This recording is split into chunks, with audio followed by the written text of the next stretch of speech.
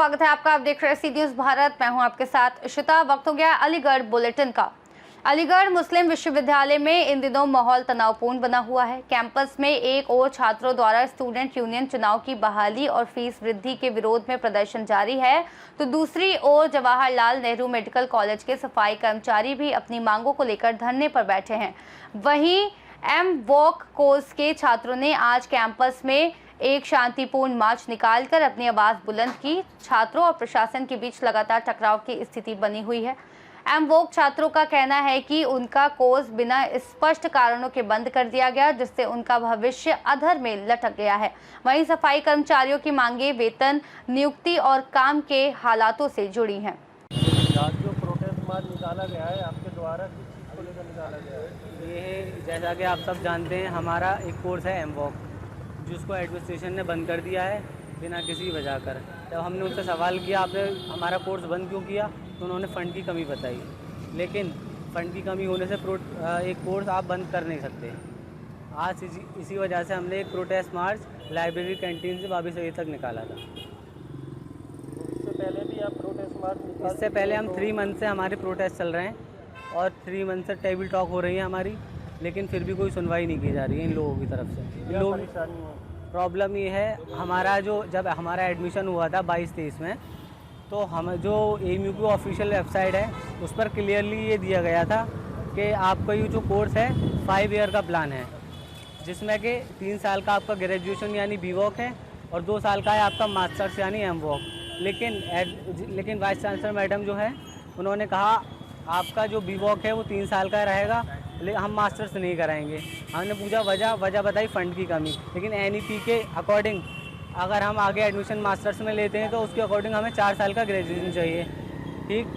और जॉब के लिए भी हम कहीं जाते हैं उस पर भी वो कहते हैं 4 साल का ग्रेजुएशन वो मांगते हैं हमसे। और दूसरा मुद्दा एक हमारा ये है, जब हमारा एडमिशन हुआ था तो उस दौरान 22-23 में हुआ था, तो ऑफिशियल वेबसाइट जो कंट्रोलर है एएमयू की उस पर क्लियरली दिया गया था कि आपकी जो फीस स्ट्रक्चर यानी पर सेमेस्टर जो फीस है वो 15,000 है, ठीक।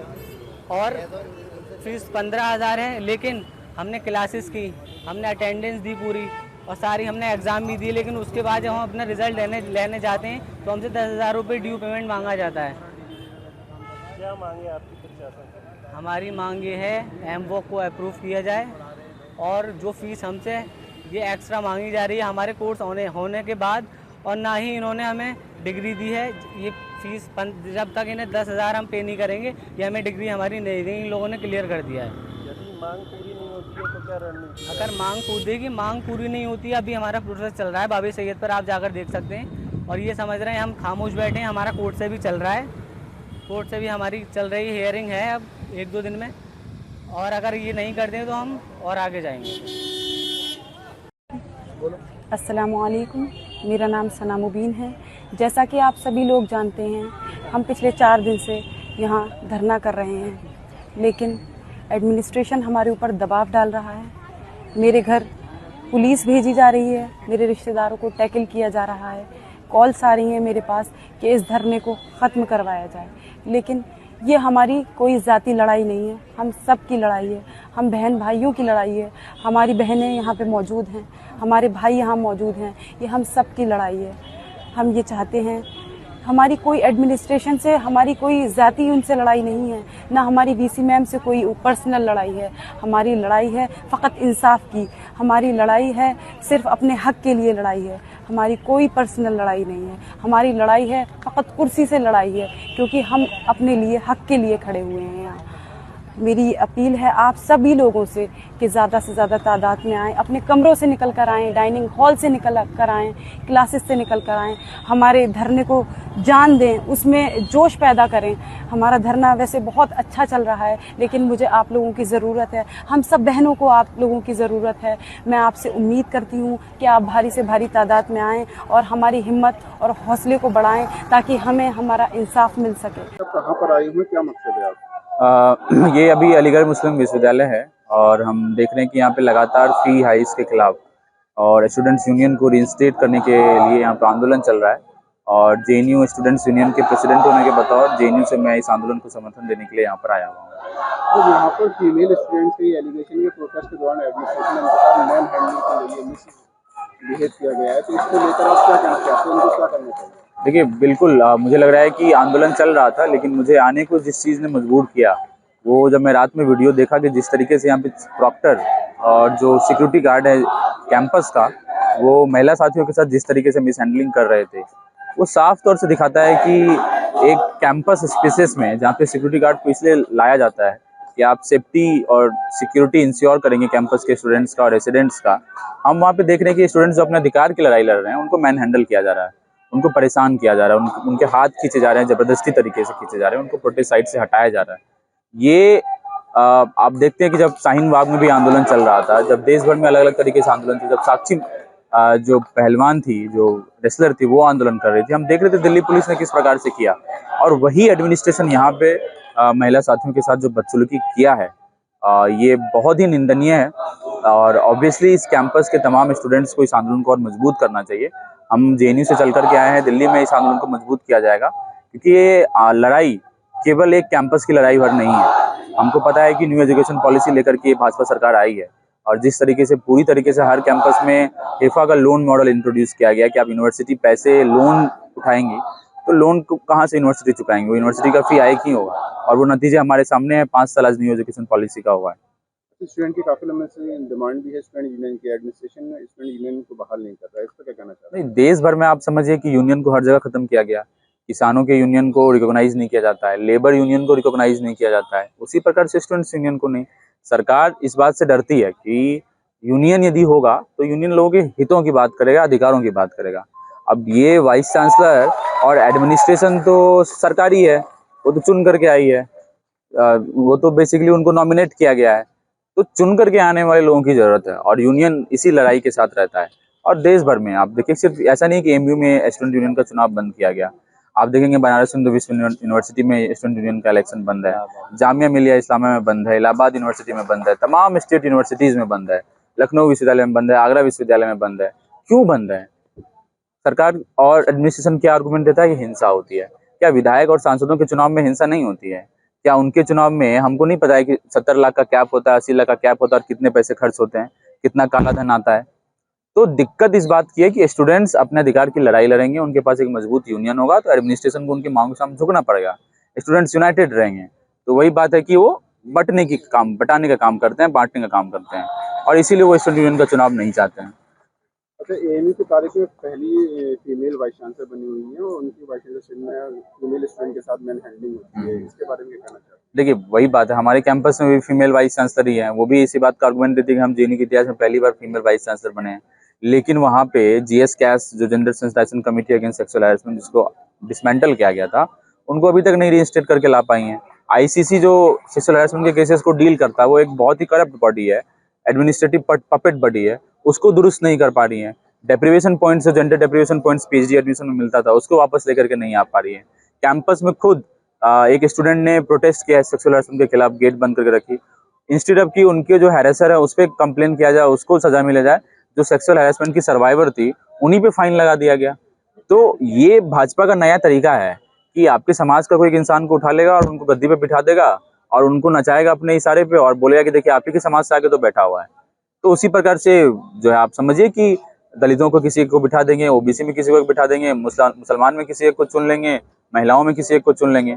तो एक व्यक्ति के बैठ जाने से पूरा सिस्टम या पूरा समाज उनके साथ नहीं हो जाता है। तो वही महिला वाइस चांसलर होने के बावजूद जिस तरीके से कैंपस में हो रही है, ये साफ तौर से हमें दिखाता है कि जो भाजपा की पॉलिसी रह रही है कि बेसिकली एक थोड़ा बहुत रिप्रेजेंटेशन देकर के हम पूरे समाज का वोट बैंक अपनी तरफ खींचें, वही पॉलिसी लागू करने की कोशिश कर रही है।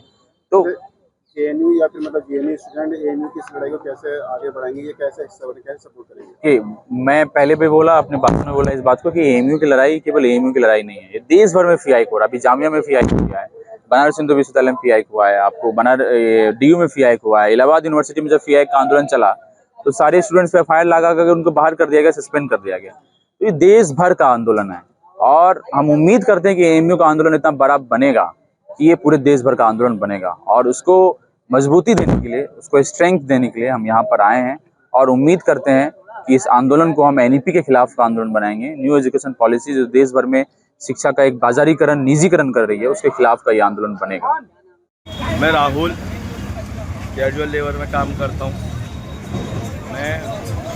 आज हमें 12 दिन हो गए धरना के और अभी तक हमें कोई आश्वासन नहीं दिया है। ना वीसी मैडम ने ना रजिस्ट्रार ने आश्वासन नहीं दिया है अभी तक। और अब तक हमने लेटर भी बहुत दे दिए, रिमाइंडर भी दे दिया, अब तक कोई आश्वासन नहीं दिया। और हम काम पे से भी इधर बैठ गए हैं और हमसे ये धमकी भी दी जा रही है, जो न्यूज़ में बोलेगा आएगा उसकी सैलरी नहीं भेजेंगे। और अब तक हमारी 2.5 महीने की सैलरी नहीं आई है। हमारा यही कहना है कि हमारी सैलरी भेज दी जाए और हम इधर बैठे हैं। इसमें मेडिकल को कोई आपत्ति नहीं होनी चाहिए, यूनिवर्सिटी को कोई आपत्ति नहीं होनी चाहिए। और जो लोग अपने घर वालों के सिंगल आईडी पे कोई काम नहीं कर रहा इस टाइम मेडिकल में, सब डबल आईडी पे काम करवा रहे हैं। हमारे एडमिनिस्ट्रेशन को ये नहीं पता कि मेडिकल में हो क्या रहा है। सब लोग अपने घर वालों की आईडी लगा के सिंगल आदमी काम कर रहा है। ये काम कृपया करके गलत हो रहा है, इसको रोके। क्यों वीसी मैडम का ऑर्डर ये था कि 12 दिन काम करना है, तो ये लड़के लोग डबल ड्यूटी क्यों कर रहे हैं? एक अपने घर वालों की आईडी लगा के सिंगल एक लड़का काम कर रहा है। इसको मेरा आवेदन यही है सब लोग से कि ये काम रोके और हमारे साथ धरने में सहयोग करो, सबका काम अच्छा ही होगा। अलीगढ़ से सी न्यूज़ संवाददाता संजीव शर्मा की रिपोर्ट। अलीगढ़ जनपद के दनकौर रेलवे स्टेशन से चोरी हुए ट्रैक्टर ट्रॉली को जीआरपी ने 15 घंटे में बरामद कर लिया। चोरी की घटना के शामिल 2 आरोपित शामली से गिरफ्तार हुए हैं। तीसरा भाग निकलने में सफल रहा। आरोपियों के पास से ट्रैक्टर ट्रॉली के साथ ही चोरी की मोटरसाइकिल भी बरामद हुई है। जीआरपी टावा के सीईओ उदय प्रताप सिंह ने बताया कि थाना जीआरपी अलीगढ़ क्षेत्र के दनकौर रेलवे स्टेशन परिसर से 4 अगस्त को ट्रैक्टर ट्रॉली चोरी हो गया था। इस मामले में फिरोजाबाद के नई बस्ती निवासी जीके प्रभाकर ने रिपोर्ट दर्ज कराई थी। प्रभारी निरीक्षक संदीप तोमर ने बताया कि आरोपियों ने रुपयों के अभाव में ट्रैक्टर ट्रॉली चोरी की घटना को अंजाम देना बताया था। किस तरह का खुलासा किया गया है और क्या कहेंगे आप सर? किस तरह का खुलासा किया गया है, क्या कहेंगे?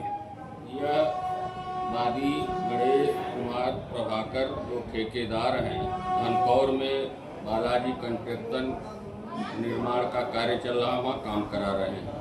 ये दिनांक 4/8/25 को आते हैं, कहते हैं कि हमारा ट्रैक्टर ट्राली वहाँ रात में खड़ा था, चोरी चला गया।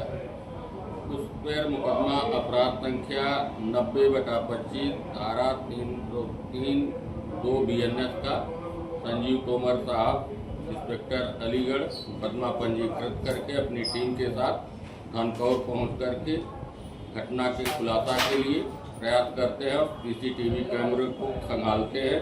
काफ़ी 20-25 टीवी कैमरा खंगालने के बाद ज्ञात होता है कि उक्त ट्रैक्टर शामली की तरफ गया है।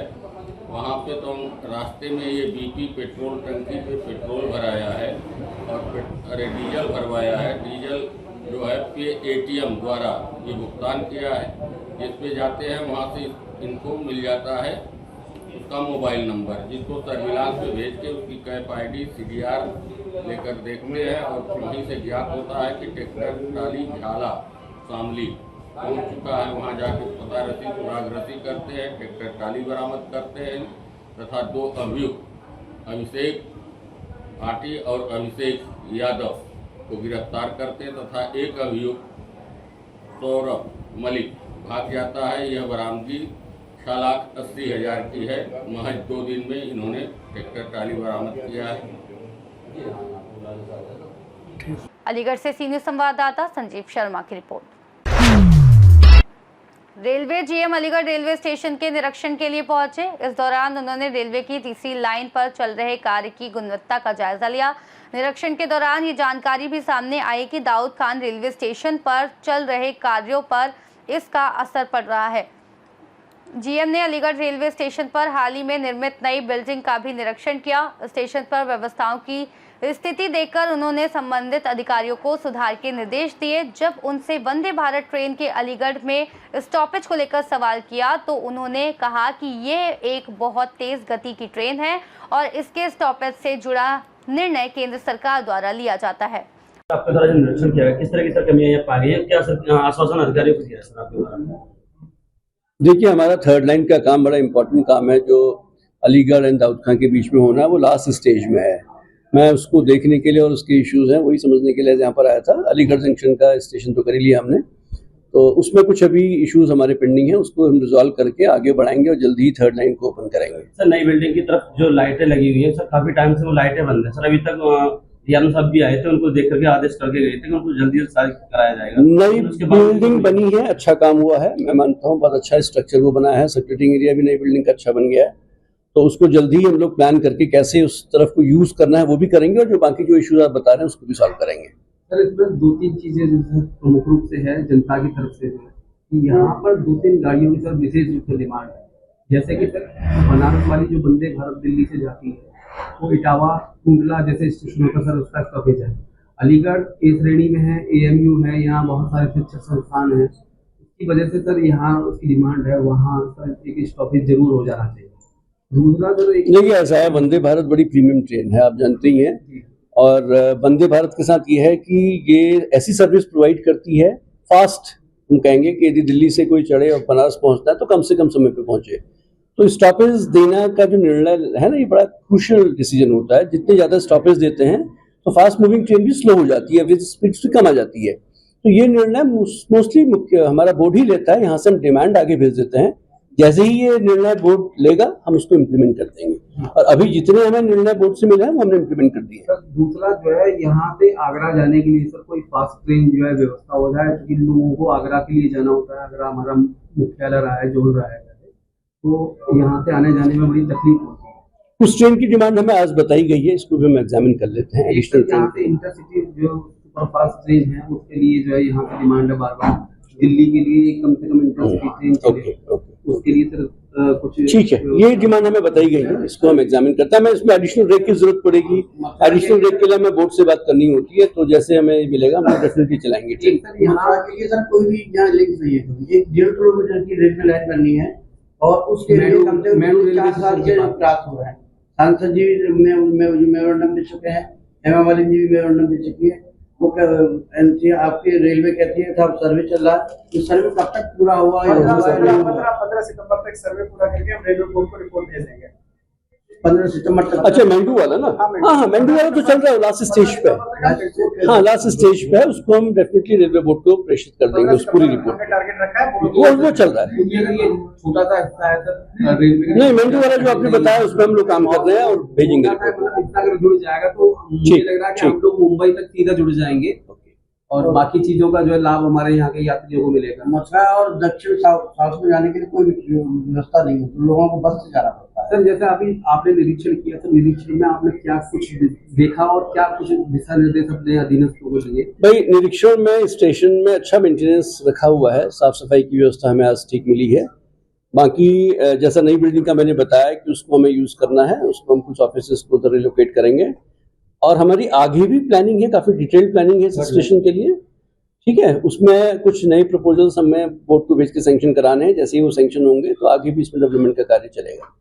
तो ये सर 800 करोड़ का कोई आपका प्रोजेक्ट था कि इसको हवाई अड्डे की तरह मैंने बताया कि वो डिटेल प्लानिंग हम लोगों ने डिवीजन लेवल पे, हेडक्वार्टर लेवल पे कर ली है। जैसे ही उसका बोर्ड से सैंक्शन मिलता है तभी आगे बढ़ पाएंगे, वो भी अंडर कंसिडरेशन है। अलीगढ़ से सी न्यूज़ संवाददाता संजीव शर्मा की रिपोर्ट। अलीगढ़ जनपद के थाना आकराबाद क्षेत्र के रहने वाले व्यापारी से हथियारों से लैस आर्टिका कार सवार आधा दर्जन बदमाशों ने 1,02,000 रुपए की नकदी सहित मोबाइल लूट लिया। बता दें कि हार्डवेयर व्यापारी कस्बा पिलखना से दुकान बंद कर कार द्वारा अपने बेटे के साथ अलीगढ़ जा रहे थे। आर्टिका कार सवार अज्ञात बदमाशों ने ओवरटेक कर कार रुकवा कर तमंचे के बल पर व्यापारी से लूटपाट की। व्यापारी से दुकान के 86,000 रुपए व मोबाइल लूटने के साथ व्यापारी के बेटे 16,000 की नकदी लूटकर बदमाश फरार हो गए। दिलशाद अहमद। इरशाद खान। कहाँ के रहने वाले? पिलखना। क्या मामला हुआ? पिलखना से अलीगढ़ के लिए जा रहे तो वहीं आधा किलोमीटर 1 किलोमीटर मान लो 1 किलोमीटर दूर बदमाशों ने गाड़ी आगे लगा के और से लूटपाट। पहले तो गाड़ी में गरारी मारी एक आगे शीशा में, दोनों साइड में शीशा तोड़े, फिर बट मारी सिर पे और करीब 86,000 रुपये मेरे पास ही, और 16,000 रुपये करीब आगे पर्स में होंगे। तो वो सब लूट ले गए और गाड़ी की चाबी ले गए, एक मोबाइल ले गए। हाँ भाई खड़ी रहने दो सभी। हाँ दे दी। क्या कर रही है? पुलिस जो है कि मौके पे पहुंची, अब थाने आए हैं। गाड़ी में भी कुछ तोड़फोड़ हुई है? हाँ, दोनों सामने का शीशा तोड़ दिया, दोनों साइड के। कितने लोग थे कार सवार? करीब 5-6 लोग हैं। अर्टिगा गाड़ी है यूपी 85, आगे का नंबर न देखता है। जुल्फकार अहमद। पिताजी का नाम क्या? दिलशाद अहमद। क्या मामला हो? लखनऊ से अलीगढ़ जा रहे थे, बंदना भट्टी के सामने बदमाशों ने हमें लूटा था। कितने बदमाश थे? काय पे? अर्टिगा कार थी, 6 लोग थे। वो क्या लूटा?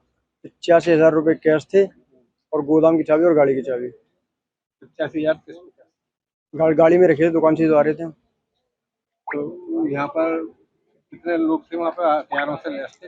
हथियार से उनके सबके साथ। क्या पुलिस क्या कार्रवाई कर रही है? पुलिस अपनी कार्रवाई की मौके पहुँच गई थी। पुलिस बता दिया, पुलिस को बता दिया। अलीगढ़ से सीनियर संवाददाता संजीव शर्मा की रिपोर्ट। भारत के राष्ट्रपति ने जिला अलीगढ़ के पद्मश्री हकीम सैयद जिल्लुर रहमान को राष्ट्रपति भवन में स्वतंत्रता दिवस पर होने वाले खास भोज के लिए आमंत्रित किया है, जिसको जिल्लुर रहमान ने गर्व की बात बताया है। राष्ट्रपति भवन से आए आमंत्रण पत्र को डाक विभाग के कर्मचारियों ने उनके आवास पर दिया।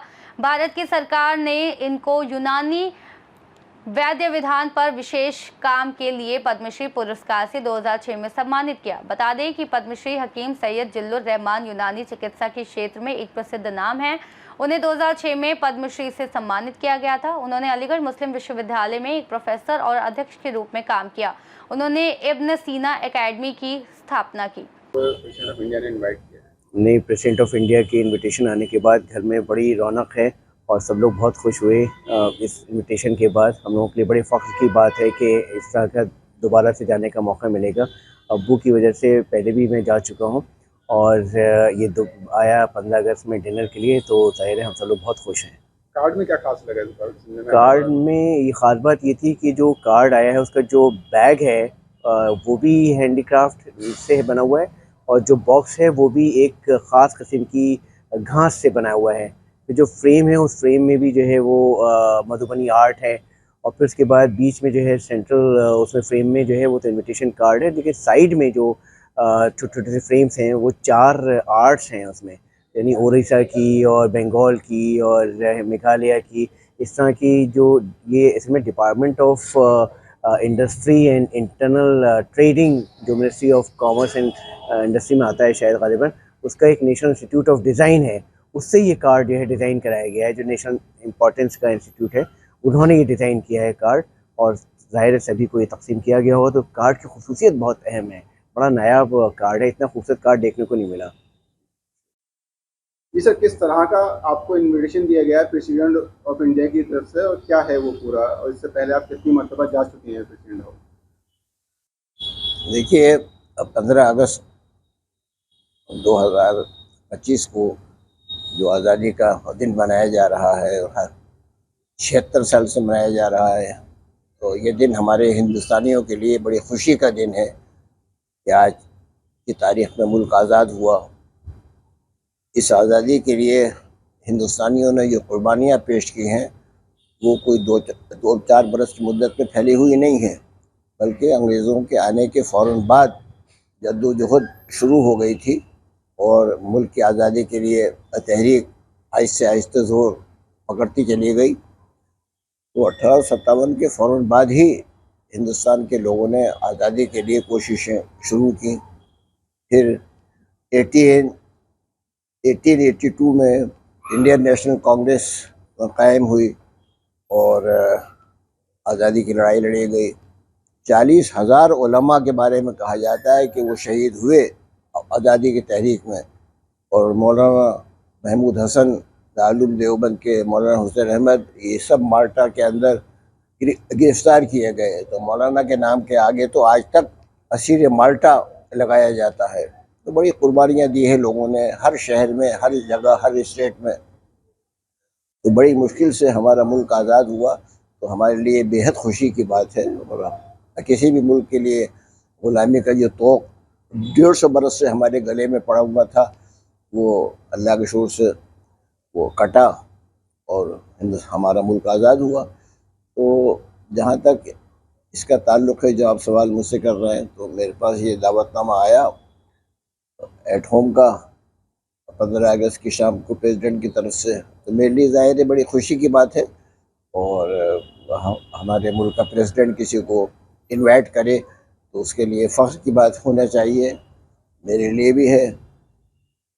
और आपने एक सवाल ये किया कि इससे पहले मुझे वहाँ जाने का इत्तेफाक हुआ प्रेसिडेंट हाउस में। तो मैं अर्ज़ करूँ आपसे कि सबसे पहले मैं 1964 में गया था, जब डॉक्टर ज़ाकिर हुसैन खां वहाँ पर प्रेसिडेंट ऑफ इंडिया थे और हमारी यूनिवर्सिटी के वाइस चांसलर रहे। और मेरे उस्ताद शिफा और मुल्क हकीम अब्दुल लतीफ़ साहब के बड़े गहरे और अजीज़ तरीन दोस्त थे। कहा जाता है ज़ाकिर साहब के बारे में कि जामिया में उनके 3 दोस्त थे, मुजीब साहब, आबिद साहब, ज़ाकिर साहब। और अलीगढ़ में ज़ाकिर साहब 3 दोस्त थे, ज़ाकिर साहब, रशीद अहमद सिद्दीकी और हकीम अब्दुल लतीफ़ साहब। तो उनकी वजह से मुझे वहाँ जाने का मौका मिला और वहाँ लंच भी हम लोगों ने लिया था साथ में।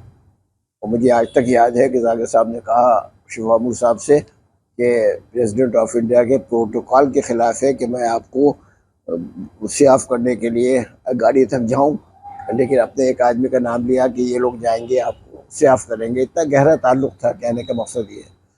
फिर मुझे 1995 में प्रेसिडेंट ऑफ इंडिया अवार्ड मिला पर्शियन में, जो मैंने काम किया है। तो वो अरेबिक स्कॉलर्स को, पर्शियन स्कॉलर्स को, संस्कृत, पाली और ज़बानों के जो स्कॉलर्स हैं हिंदुस्तान में, उन्हें ये अवार्ड दिया जाता है।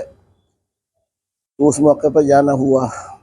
फिर मुझे 2006 में पद्मश्री मिला, तो मैं गया।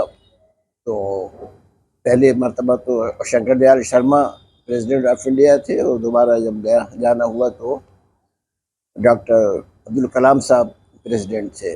और अब ये मुझे मौका मिल रहा है, तो मैं इंशाल्लाह जाऊंगा। इन्विटेशन के बाद घर में किस तरह का माहौल है? आप जी, इन्विटेशन आपको मिला है प्रेसिडेंट ऑफ इंडिया की तरफ से, घर में किस तरह का माहौल है, क्या महसूस करती हैं आप? मेरा बेटा ही मेरे साथ है, ज़ाहिर है उसको बहुत खुशी है, और इंशाल्लाह मैं उसके साथ जाऊंगा। और अगर वो नहीं गए तो मेरे लिए जाना बहुत मुश्किल हो जाएगा, इसलिए कि मेरे लिए अकेले सफ़र करना आसान नहीं है। डिसबैलेंस हो जाता हूँ, और चलते चलते थोड़ा सा मैं उस सीढ़ी उज़ीना पे चढ़ते हुए मुझे तकल्लुफ़ होता है। अच्छा, जो कार्ड आया है वो थोड़ा मुख्तलिफ है काफ़ी, उसमें हाँ साहब, ये बहुत मुझको ताज्जुब हुआ कि मैंने बहुत इन्विटेशन कार्ड्स देखे, बाहर के भी, हिंदुस्तान से बाहर भी बहुत जाने का इत्तेफाक हुआ, लेकिन मैंने इस तरह का कार्ड पहली मरतबा देखा। वरना सिंपल कार्ड होता है, सादा, और इससे पहले जब भी आया तो भी ऐसे ही था, लेकिन इस मरतबा जो कार्ड आया है वो यूनिक है। और इस माना कर कि उसके अंदर 4 पेंटिंग्स हैं, सब जो उसका पेंटिंग जिस उसमें रखी हुई हैं वो भी आर्ट का नमूना है और हैंडमेड है। तो ये एक इस मरतबा एक नई चीज़ महसूस हुई, तो मेरे लिए खुशी की बात है। और इसलिए जब मैं वहाँ जाऊँगा। अलीगढ़ से सीनियर संवाददाता संजीव शर्मा की रिपोर्ट। अलीगढ़ दिल्ली कानपुर हाईवे स्थित भीमपुर पुलिया के पास गुरुवार रात ट्रक और बाइक की टक्कर हो गई। हादसे में बाइक की पेट्रोल टंकी फटने से ट्रक में आग लग गई। कुछ ही देर में आग ने विकराल रूप धारण कर लिया। सूचना पर दमकल टीम और इलाका पुलिस मौके पर पहुंच गई। आग पर किसी तरह काबू पाया गया, जबकि ट्रक और बाइक चालक मौके पर नहीं मिले। हाईवे पर वाहनों में खलबली मच गई। लोगों ने पुलिस को खबर दी। सूचना पर FSO संजीव सिंह बन्ना देवी फायर स्टेशन से दमकल टीम साथ मौके पर पहुंच गए। 1 घंटे की कड़ी मशक्कत के बाद दमकल टीम ने आग पर काबू पाया। आग से लाखों का नुकसान हुआ है। आशंका है कि हादसे में डर के चलते दोनों वाहन चालक कहीं चले गए हैं। पुलिस उनकी तलाश में है। अलीगढ़ से सीनियर संवाददाता संजीव शर्मा की रिपोर्ट। अलीगढ़ महानगर के हैबिटेट सेंटर में आयोजित प्रेस वार्ता में नगर आयुक्त और महापौर ने स्वच्छ अलीगढ़, स्वास्थ्य अलीगढ़, अभियान की जानकारी दी। महापौर ने बताया कि अलीगढ़ की पहचान बदलने के लिए इस अभियान को जन आंदोलन का रूप दिया जाएगा, जिसमें आम लोगों की भागीदारी सुनिश्चित की जाएगी। राजा महेंद्र प्रताप सिंह विश्वविद्यालय और एएमयू को भी अभियान से जोड़ा जाएगा। युवाओं के माध्यम से स्वच्छता का संदेश हर घर तक पहुंचाया जाएगा। नगर आयुक्त ने बताया कि पहले चरण में नगर निगम का लक्ष्य 5 प्रमुख सड़कों को कचरा मुक्त बनाना है, जिनमें railway road, Rasalganj, centre point, Marris road और जमालपुर शामिल हैं। साथ ही 70% डोर टू डोर कूड़ा कलेक्शन का लक्ष्य भी तय किया गया है। अक्टूबर तक शहर की सभी सड़कों को कचरा मुक्त करने का प्रयास होगा। गंदगी फैलाने वालों पर जुर्माना लगाया जाएगा। आसपास जो घर है, प्रतिष्ठान है, उन सभी को डोर टू डोर कलेक्शन से जोड़ा जाएगा। सभी को प्रेरित किया जाएगा कि आप अपने घर का कचरा अपने डस्टबिन में रखें, सेग्रीगेशन एट सोर्स करें, मतलब घर पे ही आप गीले और सूखे कूड़े को अलग अलग करें और डोर टू डोर कलेक्शन की जो गाड़ियां आती हैं सिर्फ उसी में उस कूड़े को आप दें। इसके अलावा प्लास्टिक आप यूज ना करें, आप जूट के थैले इत्यादि का प्रयोग करें। इसके अलावा नालियों में किसी तरह का कचरा आप सीधा बिल्कुल भी ना फेंकें। और इसमें प्रयास है कि जो हमारे स्कूल्स हैं, यूनिवर्सिटीज हैं, कॉलेजेस हैं, उनको भी हम जोड़ें, RWAs हैं, एसोसिएशंस हैं, जन सहभागिता को हम इसमें सुनिश्चित करें। जो व्यक्ति इसमें अच्छा परफॉर्म करेगा उनको इसमें अवार्ड भी दिया जाएगा, डिस्ट्रिक्ट लेवल पर और स्टेट लेवल पर रिकॉग्नाइज करवाया जाएगा। और जो ऐसे लोग हैं, प्रतिष्ठान हैं, जो बेसिकली इसका वायलेशन करेंगे, उल्लंघन करेंगे, उनके खिलाफ कठोर कार्रवाई की जाएगी। सर, गाड़ियों की धुलाई जो किसी की धुलाई है उस पर किस तरह की कार्रवाई? देखिए, अगर किसी गाड़ियों की धुलाई को लेकर अगर कचरा नालियों के अंदर आ रहा है तो उन प्रतिष्ठानों पे भी बिल्कुल कठोर कार्रवाई की जाएगी। अगर गाड़ियां ही धुलाई नहीं, अगर कोई फैक्ट्री है, कोई होटल है, किसी तरह का कोई प्रतिष्ठान है, अगर वो बेवजह गलत तरीके से डिस्चार्ज अपना नालियों के अंदर बहाएगा, उनके खिलाफ कठोरतम कार्रवाई सुनिश्चित करेंगे। इस बार हम कोशिश ये कर रहे हैं कि सिर्फ नगर निगम का ये प्रयास ना बने, इसमें सभी आम जन भी इसमें जुड़े और हमारी जो सम्मानित मीडिया बंधु हैं वो भी इसका ज्यादा से ज्यादा प्रचार प्रसार करें। जो हमारी रेजिडेंशियल वेलफेयर एसोसिएशन है वो जुड़े, प्रतिष्ठानों की जो हमारे व्यापारिक संगठन है वो जुड़े, बच्चे जुड़े, कॉलेज के बच्चे जुड़े, यूनिवर्सिटीज जुड़े, ताकि घर घर में अभियान पहुंचे। हर बच्चा अपने माँ बाप को बताए कि आपको सड़क पे कूड़ा नहीं डालना है, आपको कूड़ा इकट्ठा करके रखना है और जो डोर टू डोर की गाड़ी है उसी में देना है। इसके अलावा एक बड़ी शिकायत अलीगढ़ की है कि डेयरियां बहुत है रेजिडेंशियल एरियाज में, उनके खिलाफ भी हम कार्रवाई करेंगे। सबसे पहले उनको यहाँ से रिहेबिलिटेट करने का प्लान बनाएंगे। एक बार जब वो जगह चिन्हांकित हो गई, 5 या 6 स्पॉट हम बनाने की कोशिश करेंगे ताकि शहर के हर कोने में उनको जगह मिल सके और उसके बाद उनको फिर यहाँ से मूव करने के बारे में तेजी से कार्रवाई करना सुनिश्चित करेंगे। उसी की तर्ज पे आज की जो परिवार का बुराई किया जाएगा, परिवार जितने आने वाले 13 अगस्त स्वच्छ अलीगढ़ के तहत एक जन आंदोलन हम अपने प्लेटफॉर्म के माध्यम से अपने शहर के जनता को मैसेज देना चाहते हैं कि ये हमारा शहर है और आपको मिलकर अपने शहर को साफ रखना है। हमें अपने शहर को साफ रखना है, आपका ही सहयोग चाहिए ताकि हम अपने शहर को साफ रख सकें। और इस स्वच्छ अलीगढ़ स्वस्थ अलीगढ़ के मिशन के अंदर हमने पहले राउंड में 5 मेन रोडे भी किए, जिसमें अलीगढ़ के विभिन्न कॉलेजेस, क्लब और सारे जनप्रतिनिधियों को साथ लेकर हम शॉप एक एक करके सब शॉप में जाएंगे, तो संकल्प दिलवाएंगे आप अपने शहर को, अपने घर को साफ देते जाएंगे। हमारा मकसद नहीं है हम चालन करें, पर अगर इतनी मेहनत के बाद हमको जन भागीदारी, मुझे पूरा यकीन है कि शायद हमको चालन की जरूरत पड़ेगी ही नहीं, क्योंकि अलीगढ़ की जनता साफ रखने में हमारा पूरा सहयोग करेगी। क्योंकि ये शहर, मैं बार बार रिपीट करता हूँ, ये शहर हमारा है और हमें और आपको मिलकर ही शहर को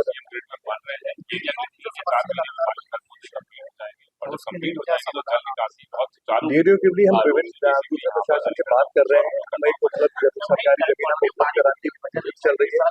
जैसे हमारी जमीन हमें उपलब्ध होगी, हम सब ट्रेली वालों को वो जमीन अलॉट करेंगे ताकि वो शहर के बाहर जा सके, ताकि किसी भी आम जन को उससे परेशानी ना हो। जैसे कि हमने सफाई में भी पूरी प्लानिंग करी है कि शहर में जब हम साफ सुथरा करने जाएंगे तो रेगुलर हर आने के बाद डोर टू डोर सर्विस हर दुकानदार पे जाएगी। उसके साथ साथ जब बच्चे की बेटे या बेटी किसी भी दुकानदार से जाके कहेंगे कि अंकल हमारे शहर को, हमारे बहन के लिए आप साफ करें, तो कहीं ना कहीं वो आपके दिल से टच करेगी। यही हमको अपने शहर में मुहिम करनी है। आप एग्जाम्पल ले सकते हैं, बहुत से अलीगढ़ में, इंडिया में इंदौर शहर ही गए। मैं खुद भुवनेश्वर गया था, वहां पे मेरे को आइसक्रीम का रैपर जमीन में नहीं डालने दिया था, तो उस जरा से रेडी वाले ने कहा या तो आप फ्री में खा लीजिए या आप रैपर को जमीन में डाल। हम इसी तरीके की एक अभियान नहीं, एक जन जागरूकता हम अपने शहर में भी चाहते हैं और मुझे पूरा विश्वास है कि अलीगढ़ की जनता अपने ही शहर को बेहतर बनाने के लिए आप सबके माध्यम से वो मैसेज उन तक जाएगा और अपने शहर को स्वच्छ अलीगढ़ की योजना सफल ले पाएगा। स्मार्ट सिटी चौराहे की दुर्दशा देखनी हुई है इस टाइम, तो उसके लिए क्या आपने तैयारियां की? गंदगी को लेकर हमारी पूरी मुहिम चालू है। अब लगातार नगर आयुक्त भी रेगुलर सुबह 8 बजे से 7:30 8 बजे पूरी टीम आज वहाँ पर। अलीगढ़ से सीनियर संवाददाता संजीव शर्मा की रिपोर्ट। अलीगढ़ में पहली बार दाऊजी मंदिर में भाई बहन का उत्सव मनाया गया। कथा कुंज अंतर्राष्ट्रीय कथा काव्य कुंज के तत्वाधान में गोविंद गुप्ता के नेतृत्व में राखी का पावन पर्व अत्यंत हर्षोल्लास के साथ मनाया गया। यह आयोजन अलीगढ़ शहर में एक अनोखी परंपरा की शुरुआत का प्रतीक बना। इस विशेष अवसर पर बहनों ने भाइयों की कलाई पर रक्षा सूत्र बांधते हुए उनकी दीर्घायु, सुख समृद्धि और रक्षा की कामना की। कार्यक्रम को सफल बनाने में डॉक्टर रेखा गुप्ता और एडवोकेट प्रशांत कुमार अग्रवाल की भूमिका अत्यंत सराहनीय रही। माधव जी मंदिर के पूज्य पंडित का विशेष आभार प्रकट किया गया, जिन्होंने इस आयोजन के लिए मंदिर परिसर की अनुमति प्रदान की। जी, किस तरह का कार्यक्रम किया गया मंदिर प्रांगण में, कहाँ पर किया गया? दाऊजी महाराज का मंदिर है यहाँ महावीरगंज में। यहाँ पर हमने सखियों से हिल मिलकर राखी का त्यौहार मनाने का प्रयास किया। तो किस तरह का उत्साह देखने को मिला था मंदिर में? बहुत अच्छा लगा हमको। दाऊजी की कृपा हमेशा बनी रहे हम सभी सखियों के ऊपर, हम बहनों के ऊपर। तो किस तरह की मनोकामना पूर्ण होती है दाऊजी के मंदिर पर आकर? दाऊजी के मंदिर में आकर हम सभी किस तरीके से, जिस तरीके से हम देखते हैं कि राखी का त्यौहार आ रहा है, तो क्यों ना हम सभी बहनें भी अब राखियाँ एक दूसरे के बांधने लगी, एक नया ट्रेंड आ गया है। तो इसीलिए हमने भी ये कहा कि क्यों ना हम भी सारी सखियाँ जो हम यहाँ अलीगढ़ में हिल मिल जुल के सभी लोग नृत्य करते हैं, डांस करते हैं और सभी एक दूसरे का समर्थन देते हैं। खूब अलीगढ़ का हल्ला बोल लगा है, अलीगढ़ नाम तो परिवर्तित कर दिया है, तो क्यों ना हम दाऊजी की शरण में आके इसको पूर्ण कार्य करें। और बहुत जल्दी ही यहाँ पर कृष्ण लीला का भी जन्मोत्सव का भी प्रोग्राम होने वाला है। ठीक है। क्या नाम है आपका? प्रयाग नारायण अवस्थी जी। आज किस तरह का कार्यक्रम किया गया मंदिर में, क्या कहेंगे? दाऊजी महाराज की सेवा में लेडीज़ों का प्रोग्राम था, लेडीज संगीत और राखी वगैरह का प्रोग्राम था। भव्य आरती हुई, सभी लेडीज़ों ने मिलकर आरती की। हमने कितने वर्ष पुराना मंदिर है? क्या मंदिर कम से कम 200 वर्ष पुराना बताया इस मंदिर की मेहनत क्या मैं मानता कितनी पुरानी है और क्या? ये 200 वर्ष पुराना मंदिर बताया जाता है। तो कहाँ पे आयोजन है ये मंदिर, कहाँ पर है ये दाऊजी मंदिर महावीरगंज अलीगढ़। ठीक है। अलीगढ़ से सीनियर संवाददाता संजीव शर्मा की रिपोर्ट। इस खास रिपोर्ट में फिलहाल इतना ही। देश और दुनिया की तमाम बड़ी जानकारियों के लिए देखते रहिए सी न्यूज़ भारत।